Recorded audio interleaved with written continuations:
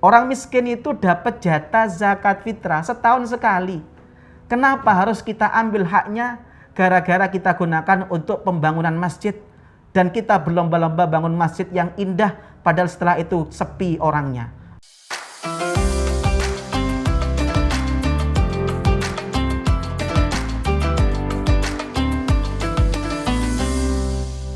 Assalamualaikum warahmatullahi wabarakatuh. Hari ini kita akan membahas tema tentang problematika zakat fitri. Dalam hadis menggunakan bahasa zakatul fitri, tapi di beberapa literatur fikih menggunakan zakat fitrah, dan ini yang paling banyak dipakai di Indonesia. Ulama ijma bahwasanya zakat fitri atau zakat fitrah itu wajib berdasarkan hadis riwayat Abu Dawud. Rasulullah SAW bersabda, "Faradha Rasulullah sallallahu alaihi wasallam zakatal fitri tuhratan lis-shaim minal lagwi war-rafath wa tu'matan lil masakin." Rasulullah SAW mewajibkan zakat fitri, tujuannya satu, membersihkan orang yang puasa dari perilaku-perilaku keji, dan yang kedua untuk memberi makan orang-orang fakir miskin. Maka hikmah dari zakat fitri itu kata ulama ada dua. Satu, membersihkan orang-orang yang puasa dari hal-hal yang tidak baik selama dia puasa. Makanya ulama mengatakan zakat fitri itu seperti fungsinya sujud sahwi. Sujud sahwi itu dalam sholat menyempurnakan kekurangan dalam sholat. Kalau ada yang kurang, ada yang kita lupakan, maka disempurnakan dengan sujud sahwi. Maka sama dengan itu adalah zakat fitri. Kita puasa kadang-kadang juz buah kita lebih banyak dibandingkan juz Quran kita. Kita puasa kadang-kadang maksiat masih jalan. Kekurangan-kekurangan di dalam kita menjalankan puasa Ramadan ini yang kemudian disempurnakan, ditambal dengan zakat fitri. Makanya ada satu hadis, puasa kita tidak akan bisa sampai ke langit sebelum zakat fitri kita kemudian ditunaikan. Para pemirsa NU Online, ada beberapa hal yang ingin kita bahas. Yang pertama adalah syarat wajib zakat fitri. Yang pertama adalah muslim, yang kedua mampu. Dan mampu di sini kalau ikut mazhab Syafi'i adalah memiliki kelebihan makanan pokok untuk dirinya dan keluarganya selama hari raya sehari semalam. Makanya untuk zakat fitri orang yang kaya wajib, orang miskin juga bisa wajib. Karena semiskin-miskinnya orang Surabaya, semiskin-miskinnya orang Indonesia, dia pasti punya makanan pokok sehari semalam. Makanya semuanya bisa wajib. Yang kedua adalah punya sebab. Sebab zakat fitri itu kalau madhab Syafi'i adalah idraku juz'in min Ramadan wa idraku juz'in min Syawal. Nututi satu bagian Ramadan dan nututi satu bagian dari bulan Syawal. Maka orang yang masuk Islam tanggal 29 Ramadan, dia wajib zakat fitri karena dia nututi Ramadan dan dia nututi Syawal. Tapi kalau dia masuk Islamnya malam hari raya jam 8 malam, maka dia tidak wajib zakat fitri karena dia tidak nututi bagian Ramadan dalam kondisi muslim. Anak yang baru lahir, ketika dia lahir tanggal 29 Ramadan, maka dia wajib meskipun nututi Ramadan cuma 1 jam. Sebaliknya, anak yang lahir setelah maghrib malam hari raya, dia tidak wajib untuk membayar zakat fitri karena dia tidak nututi dalam kondisi Ramadan. Yang ketiga, begitu juga orang meninggal. Orang yang meninggal tanggal 29, dia tidak wajib untuk membayar zakat fitri karena dia tidak nututi Syawal, hanya nututi Ramadan. Sebaliknya, orang yang meninggal malam hari raya jam 8 malam dia wajib karena dia nututi Syawal meskipun 1 jam 2 jam dan dia nututi di bulan Ramadan. Para jamaah yang saya hormati, waktu pembayaran zakat fitri di kita kalau ikut mazhab Syafi'i, waktu untuk membayar zakat fitri itu bisa dimulai tanggal 1 Ramadan. Biasanya masyarakat kita membayar zakat fitri tanggal 20 ke atas. Ketentuan zakat fitri ini bisa kita baca minimal dalam 2 hadis. Yang pertama adalah hadis riwayat Bukhari Muslim.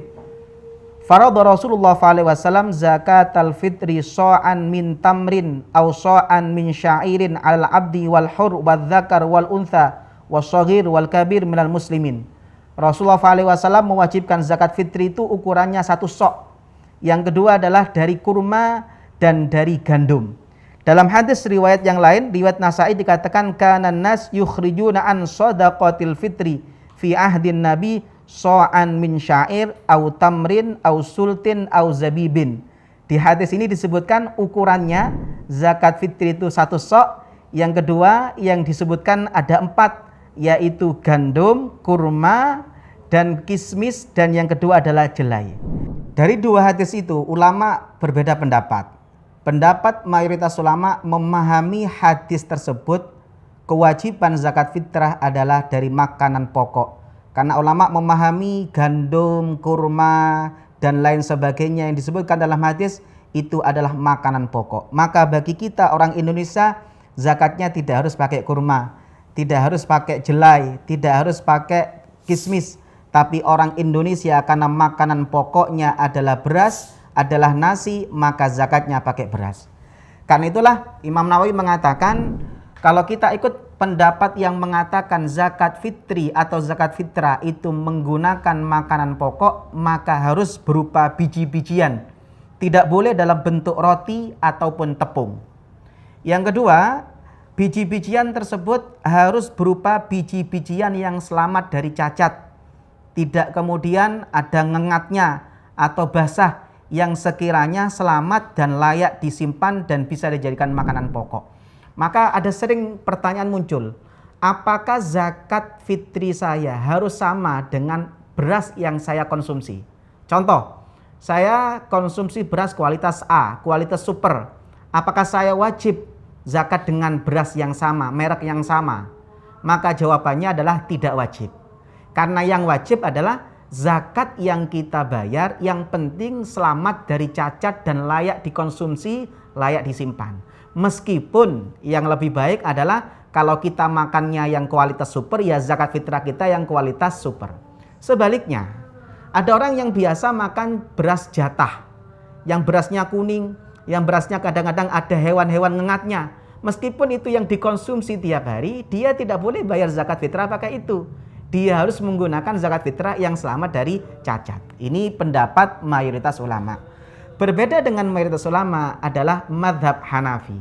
Madhab Hanafi memahami hadis tersebut. Maka madhab Hanafi mengatakan zakat hanya boleh menggunakan 4. 1. Kurma. Nomor 2.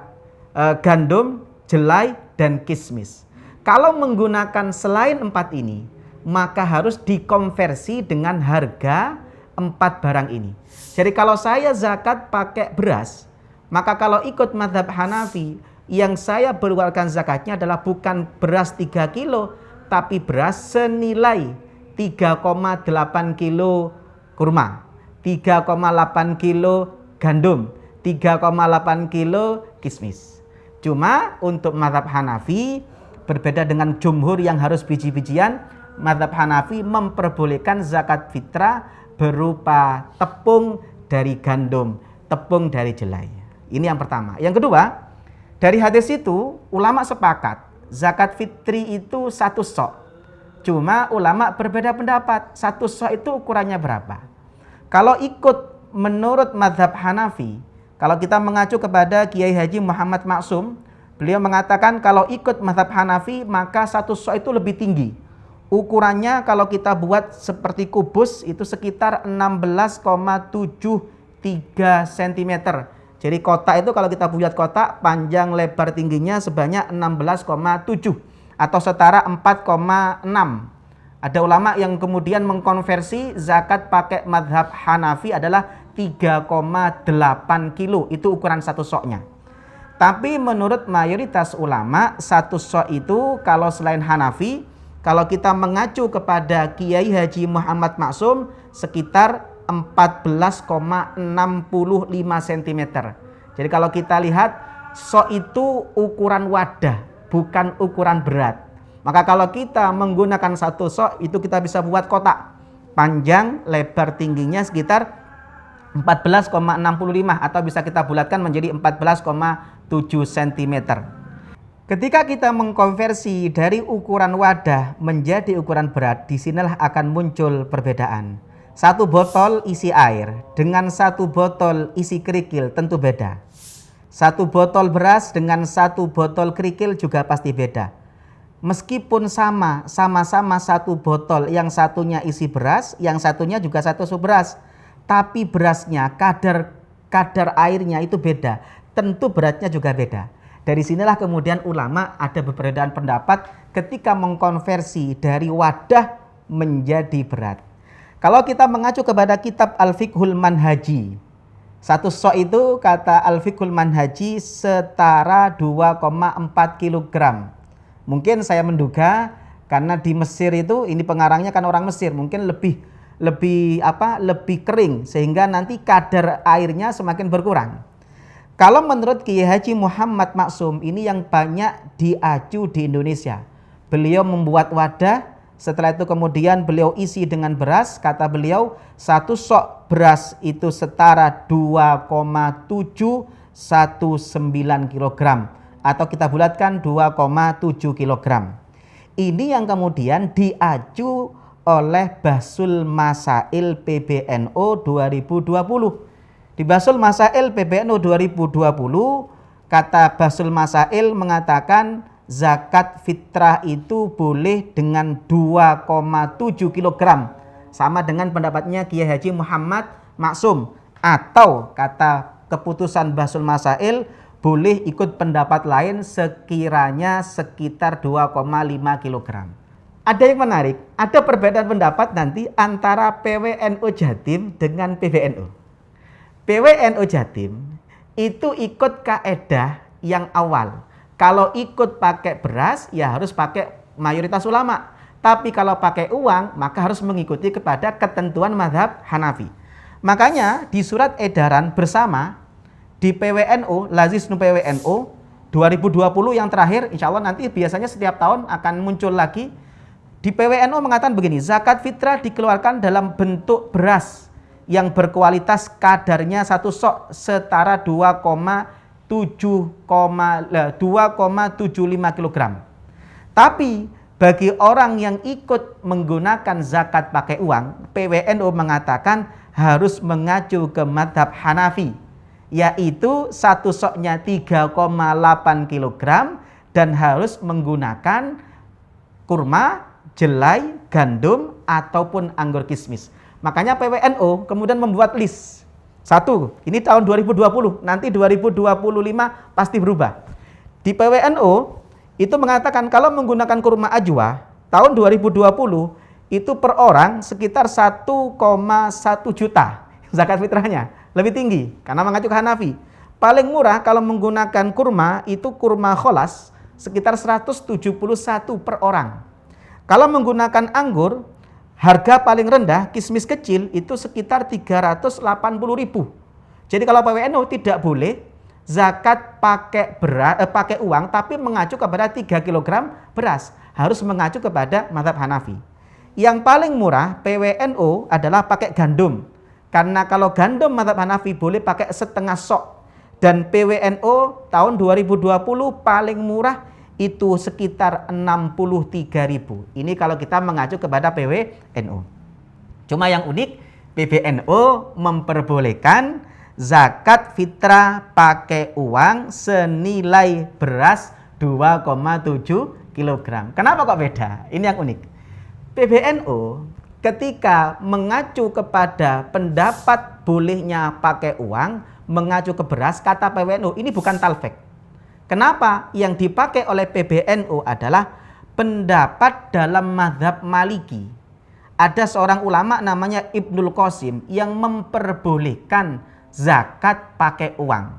Sedangkan ketentuan zakat Maliki sama dengan Syafi'i. Maka kata PBNU kita boleh menggunakan zakat uang mengacu kepada beras 2,7 kg. Ini pilihan kita. Cuma kalau saya pribadi yang paling aman ya ambil yang selamat. Bagaimana solusinya? Kalau saya bilang ke masjid begini, masjid kalau saya anjurkan tetap pakai zakat, pakai beras, supaya kita keluar khuruj minal khilaf, keluar dari khilafiyah.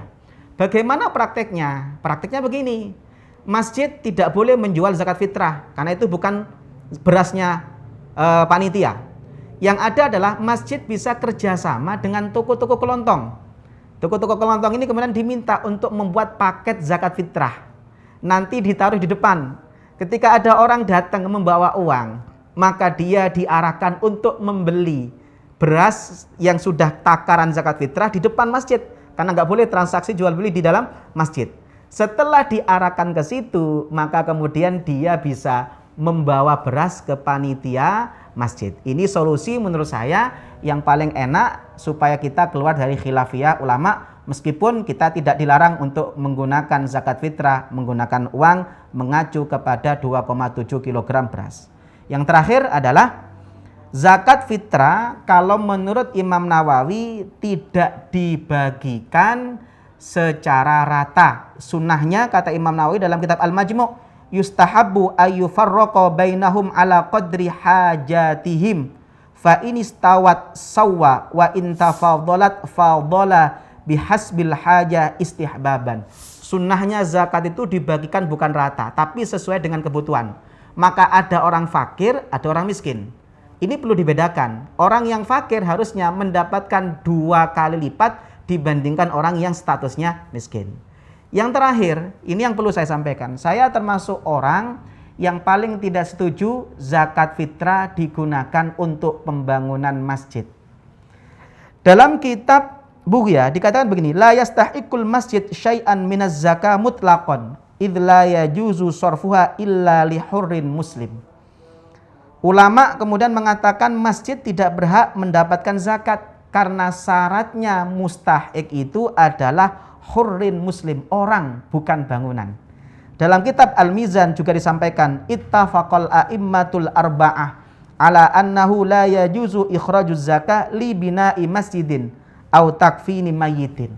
Makanya saya ingat dengan satu perkataan dari Umar bin Abdul Aziz ketika ada menterinya yang ingin kiswah Ka'bah oleh beliau diganti, mengajukan anggaran kepada Umar bin Abdul Aziz. Umar bin Abdul Aziz dengan tegas mengatakan, selagi rakyatku masih ada yang miskin, Ka'bah tidak berhak untuk ganti kiswah. Karena kemuliaan orang muslim, orang mukmin itu jauh lebih mulia kata Rasulullah dibandingkan Ka'bah. Maka ayo kita berpikir, orang miskin itu dapat jatah zakat fitrah setahun sekali. Kenapa harus kita ambil haknya? Gara-gara kita gunakan untuk pembangunan masjid dan kita berlomba-lomba bangun masjid yang indah padahal setelah itu sepi orangnya. Maka ayo jangan ambil haknya fakir miskin hanya untuk kepentingan masjid yang kadang-kadang bukan butuh renovasi tapi hanya butuh keindahan. Ini yang mungkin bisa saya sampaikan. Semoga bermanfaat. Assalamualaikum warahmatullahi wabarakatuh.